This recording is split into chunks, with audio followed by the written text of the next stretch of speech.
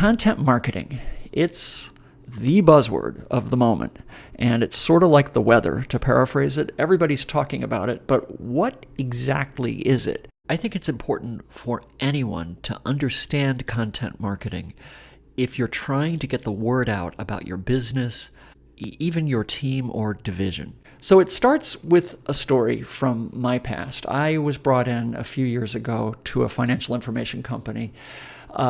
It had bought a very sophisticated market analysis and predictive engine. It had bought a little company that had done this.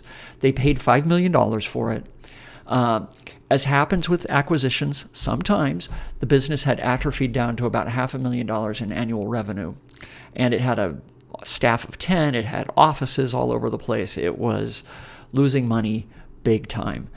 And it was being marketed aggressively. They were spending money on marketing, but it wasn't having the impact that they wanted.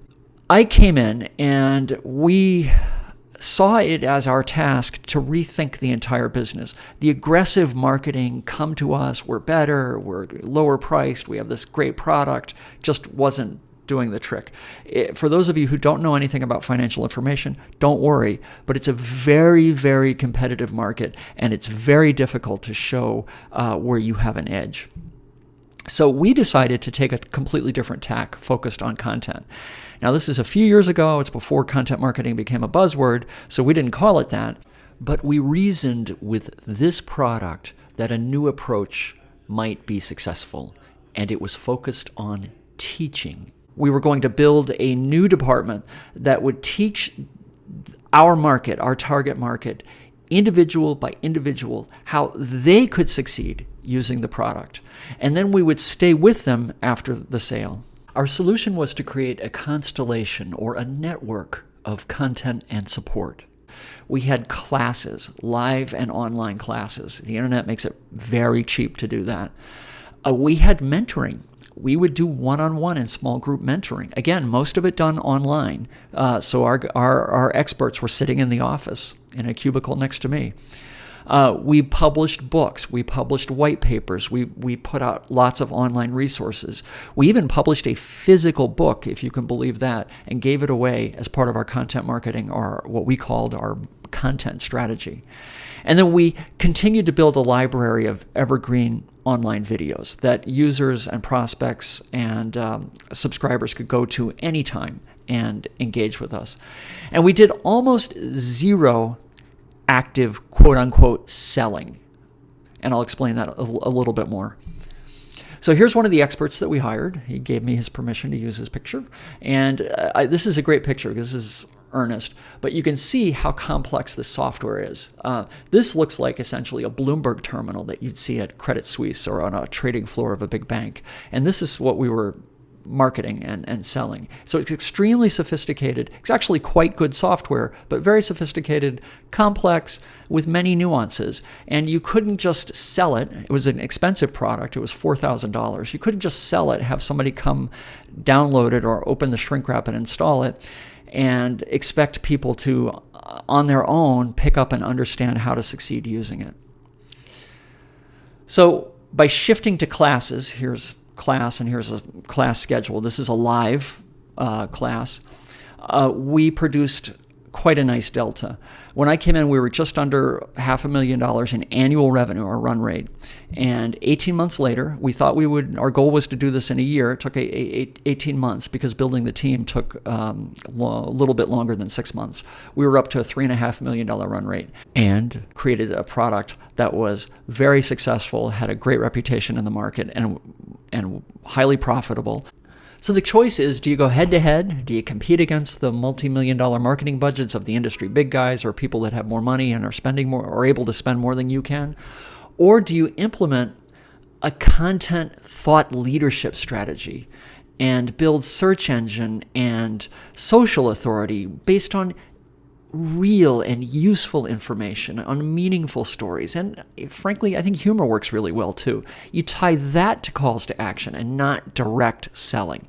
So there's the concept of touching people with the right content at the right position of where they are in the funnel. And we're not going to get into that today, but that's also very important. This all ties into that. And we'll talk about that in a future blog entry.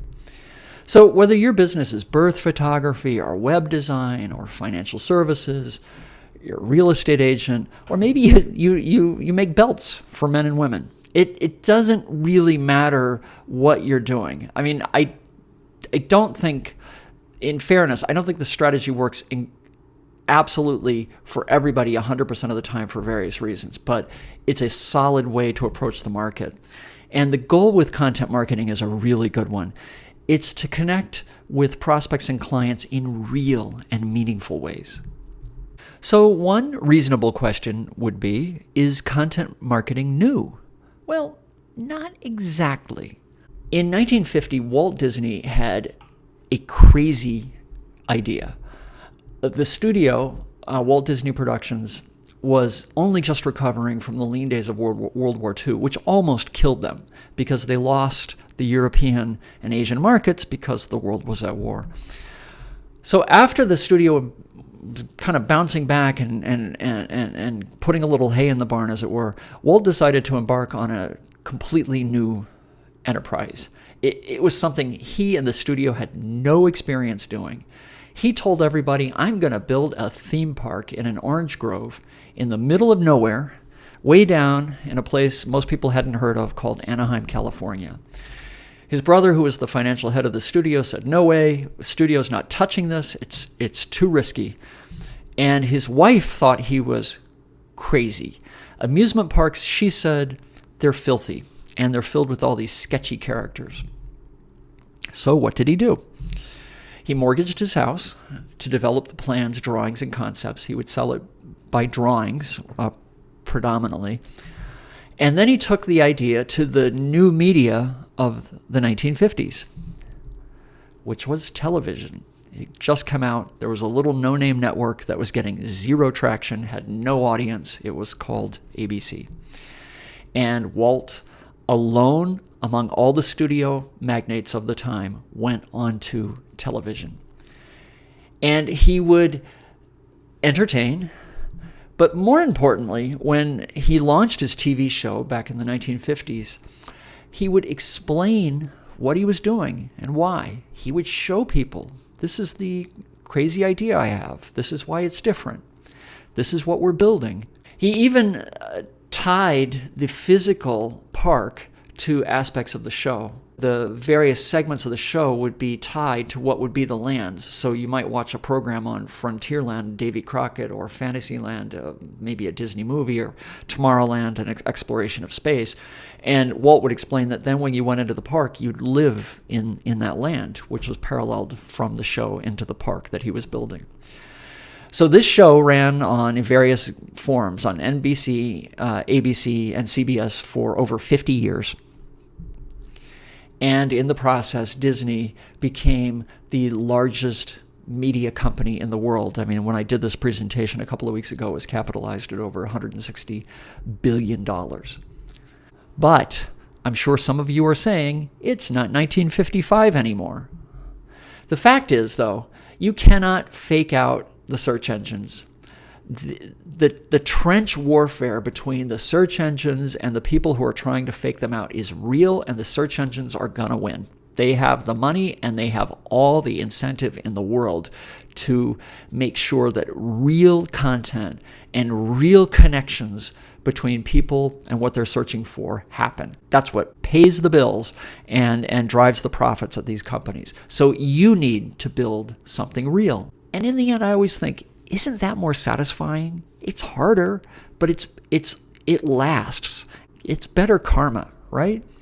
So let's look at just one really, I think, a really neat example. It's something that I bought, and I want you to look at how they're marketing it and what they're doing in this one single piece of content marketing.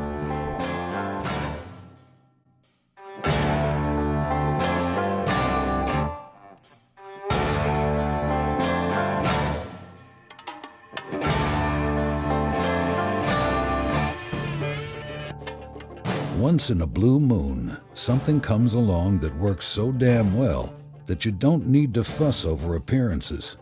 It reminds us that above all else, we just want something useful. Jason Fried said, "You need to get the fundamentals right." Fun wears off. Cool wears off. Useful never wears off.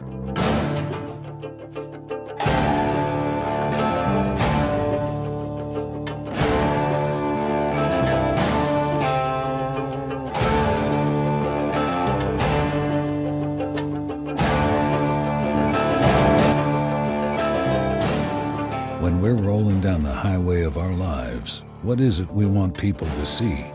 A rebel? A trendsetter? A man of wealth and taste? There's a funny old saying from Mark Twain that goes, "Clothes make the man. Naked people have little or no influence in society."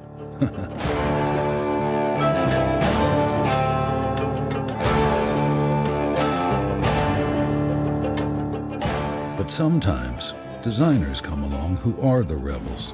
They remind us that above all else, we just want something that can be used. I think that's just a terrific piece. It's showing you how this product is useful.